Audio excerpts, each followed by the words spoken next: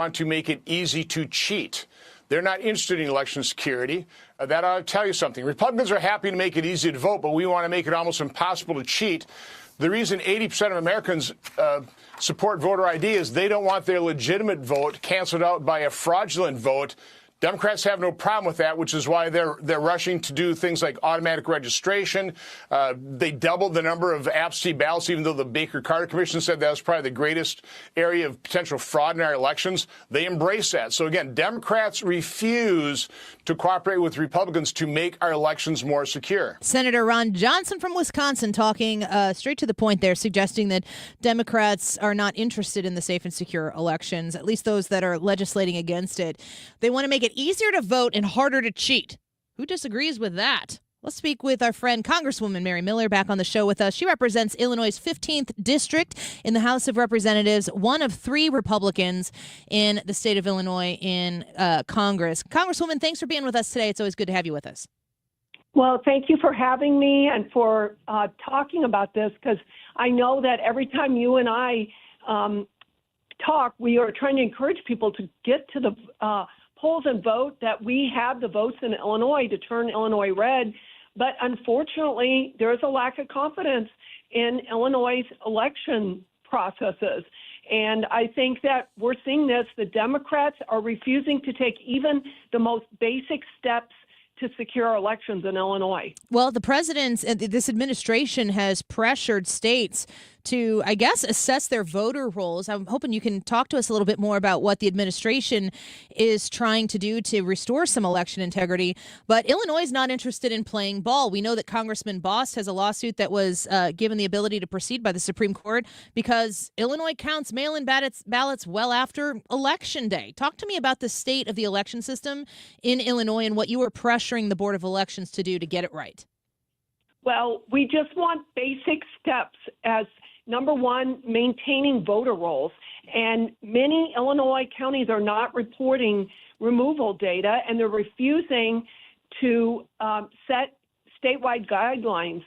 I think that you can either consider it's a dereliction of duty or that they know how much they're benefiting from not cleaning up the voter rolls. So, it's typical Democrat status quo, refusing transparency so that they can stay in power. So Illinois is one of 23 states, along with Washington, D.C., being sued by the administration. They want access to unredacted voter rolls. What kind of leverage does the administration have to access the unredacted voter rolls, and is Congress willing to do anything to help this along to make sure that the voter rolls are accurate representations of legal voters within the state of Illinois among these other areas? Well, we're going at it in many different ways, but last week, the House Administration Committee, which I'm on, we introduced a bill called Make Elections Great Again, the MEGA Act, and it's going to require voter ID or a photo ID to vote. It's going to require verification of citizenship, voter list maintenance, which is one thing that Illinois is refusing to do. And it's because they probably have all kinds of dead people on the rolls. But We're going to ban ballot harvesting. We want to require that paper ballots are used and that mail-in ballots have to be received by the close of the polls on Election Day. Yeah, I've heard the SAVE Act is a big conversation in the Senate right now. Probably the reason why Ron Johnson, the senator from Wisconsin there, was talking about it on the Fox News show. But we've heard the president. I mean, boy, that's one of his main issues is trying to restore election integrity and confidence and trust from Democrats and Republicans and independents alike. Nobody feels good about the election system right now. I've heard Democrats shaking their fists at the sky because they think the 2024 election was stolen. It's an easy topic point for people to have distrust in our election system. If things like what you're listing in the MEGA Act to make elections great again were implemented, do you think that could restore confidence in the American voter, in the accuracy of the election results that we get? Absolutely. And the MEGA Act is expanding on the SAVE Act. And secure elections are the foundation of our republic. And I just want to say again that I believe all the Democrats will oppose these reforms because they have to continue the status quo to keep themselves in power. They do not want transparency. So let's talk a little bit before we let you go here. I think it's great to hear that effort. As an Illinois resident myself, I long and pine for the day where the people who I talk to in my everyday life, who are incredibly frustrated with the corruption, the direction of the state of Illinois, they want something different. That doesn't mean, to me, it doesn't mean that they want the most right-wing, red to the bone Republican conservative to win all the statewide, but they would like some common sense. And J.B. Pritzker and the Democrat supermajority in the state of Illinois are not delivering common sense to the people of Illinois. Do you believe that in this midterm election that will include statewide elections for our statewide officials, do you believe that Illinois voters should have hope and reason to show up in the midterms because maybe a difference is right around the corner? Well, no matter what, you have to do the right thing, and that is to show up and vote. But I do have to say that my husband had a colleague that brought a bill forward to remove dead people from the rolls, and the Democrats would not take it up. So the Democrats are sticking together. They're opposed to cleaning up the voter rolls. They're opposed to anything that will, threaten their status quo and keeping themselves in power. Yeah. Imagine being opposed to removing dead people from the voter rolls. The supermajority of Democrats in the state of Illinois in the legislature opposed. Yes. Before we let you go, the government, as I understand it, shut down right now. What's the situation in the House and the Senate? Is the government going to get reopened anytime soon? I think it will. We're going to vote on the bills this week, and we're going to have to pass a 2-week CR on funding the Department of Homeland Security.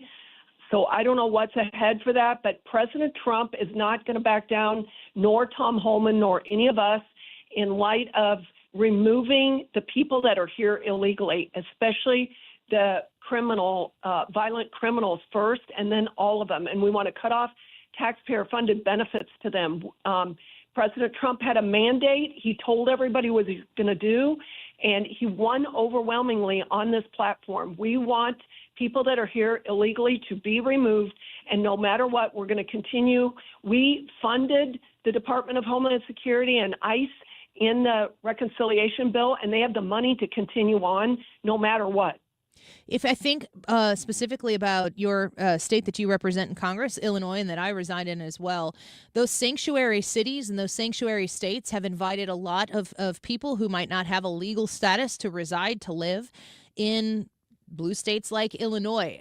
Is Illinois benefiting on dollars received from the federal government? Is Illinois taking those taxpayer dollars, state funded or federally funded, and providing them to people who are here illegally?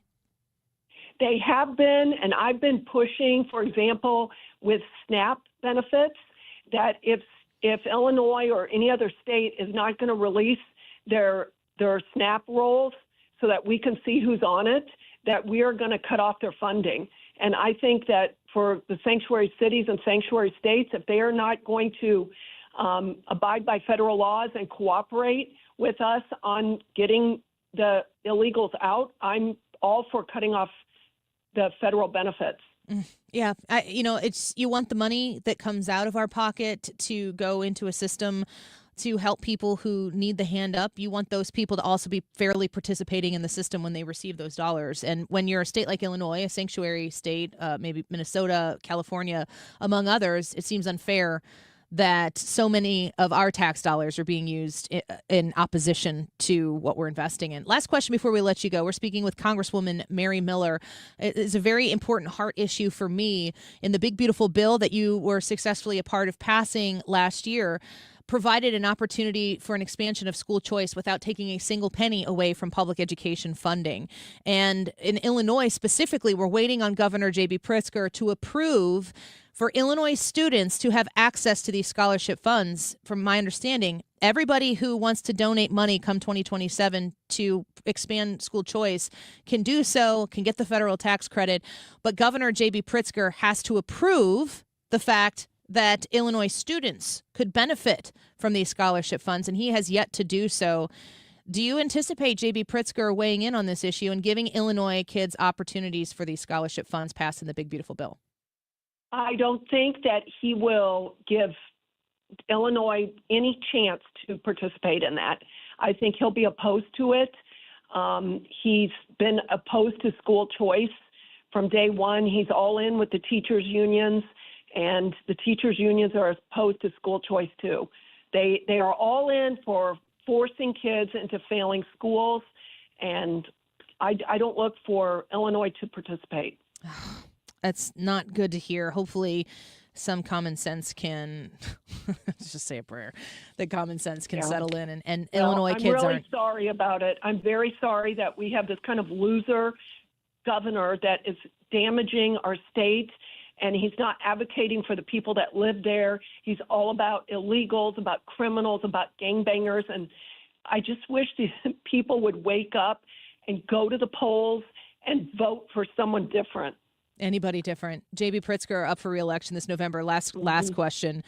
Is there anything people can do before it comes time to vote? I just want to get your thoughts as somebody who has successfully run campaigns in the state of Illinois. Any other ask that you have of individuals where they can use their time or treasure to try to make that a success come November?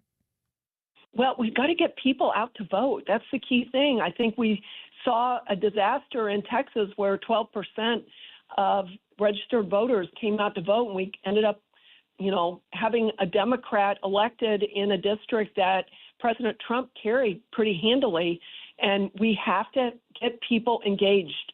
Our duty is to go vote, and then we'll have to see how it turns out. But we have no chance if people don't show up to vote. Amen to that. Congresswoman Mary Miller, thank you for the time. We'll have you back soon. Thank you. Take care. Have a great day. She is the Illinois 15th District Representative.